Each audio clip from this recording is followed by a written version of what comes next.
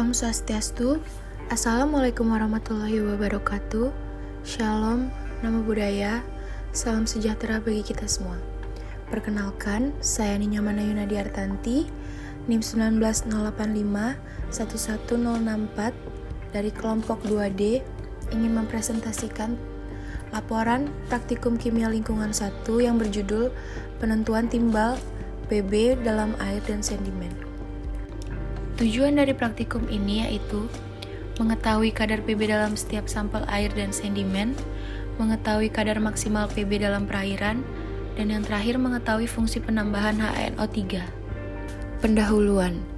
Timbal mempunyai berat atom 207,21, berat jenis 11,34, bersifat lunak serta berwarna biru atau silver abu-abu dengan kilau logam.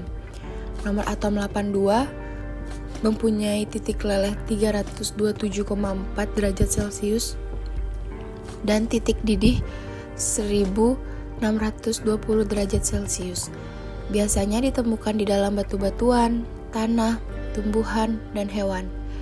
Timbal 95% bersifat anorganik dan pada umumnya dalam bentuk garam anorganik yang umumnya kurang larut 14 dalam air. Selebihnya terbentuk timbal organik. Timbal organik ditemukan dalam senyawa tetraethyldate atau TEL dan tetramethylate atau TML. Jenis senyawa ini hampir tidak larut di dalam air, namun dapat dengan mudah larut dalam pelarut organik, misalnya dalam lipid. Timbal mengalami penguapan namun dapat ditemukan di udara sebagai partikel. Adapun metodologi penelitiannya yaitu alat dan bahan, prosedur kerja, dan data pengamatan. Alat dan bahan yang digunakan pada praktikum ini yaitu alatnya AAS, labu ukur, kertas saring, Erlenmeyer, dan pemanas. Sedangkan bahan yang digunakan yaitu HNO3 pekat, H2SO4 pekat, dan air suling.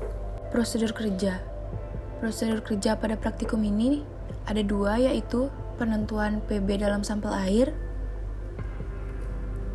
dan penentuan PB dalam sedimen.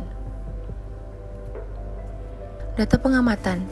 Pada praktikum ini diperoleh tabel absorbansi larutan standar dan tabel absorbansi sampel air dan sedimen. Hasilnya bisa dilihat pada slide perhitungan. Sebelah kiri ada kurva hubungan antara nilai konsentrasi terhadap nilai absorbansi. Untuk menentukan kadar PB dalam air dan sedimen, nilai absorbansi sampel air dan sedimen yang diperoleh disubstitusikan ke dalam persamaan regresi linear Y, yaitu 0,2209X dikurang 0,0085 dengan Y sama dengan A.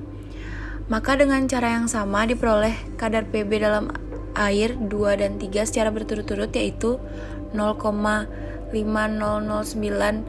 mg per liter dan 0,4419 mg per liter dengan kadar PB yaitu 0,4751 mg per liter. Dengan cara yang sama, maka diperoleh kadar PB pada sedimen 2 dan 3 secara berturut-turut yaitu 132,93 mg per kilogram dan 137,465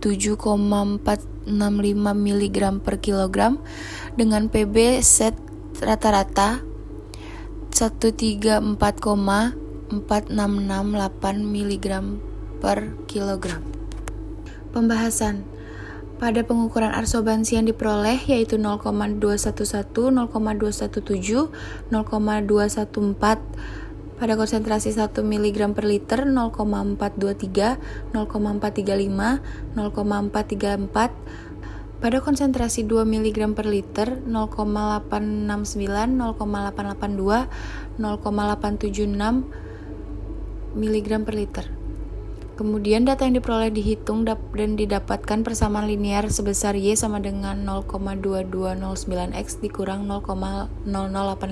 Diperoleh kadar pada masing-masing sampel, yaitu kadar Pb dalam 3 sampel air 1, 2, 3 berturut-turut, yaitu 0,4827 mg per liter, 0,5009 mg per liter, dan 0,4419 mg per liter, dengan kadar Pb rata-rata yaitu 0,4751 mg per liter.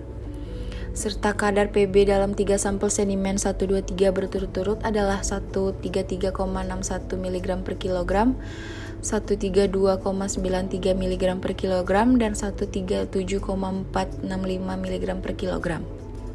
Dengan Pb rata-rata 134,4668 mg per kilogram. Berdasarkan baku mutu golongan B menurut SK Gubernur Nomor 28 Tahun 1994 tentang batas maksimal pencemaran logam, yaitu sebesar 0,1 mg per liter. Dengan ini dikatakan sampel air dan sedimen mengandung kadar Pb yang sangat tinggi sehingga tidak dapat dimanfaatkan.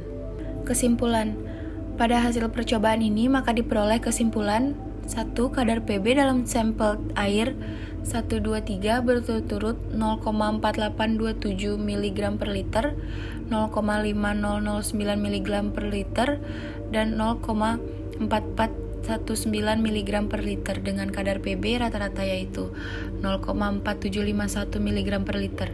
Serta kadar Pb dalam 3 sampel sedimen 1, 2, 3 berturut-turut adalah 133,61 mg per kilogram, 132,93 mg per kilogram, dan 137,465 mg per kilogram, dengan Pb rata-rata yaitu 134,468 mg per kilogram. Nomor 2, kadar maksimal Pb dalam perairan adalah sebesar 0,1 mg per liter berdasarkan IK Gubernur Nomor 28 Tahun 1994. Nomor 3, fungsi penambahan HNO3 adalah untuk mencegah pengendapan serta melarutkan logam-logam yang ada pada sampel. Sekian pemaparan hasil laporan praktikum kimia lingkungan 1 dari saya. Mohon maaf jika ada salah-salah kata, saya ucapkan terima kasih.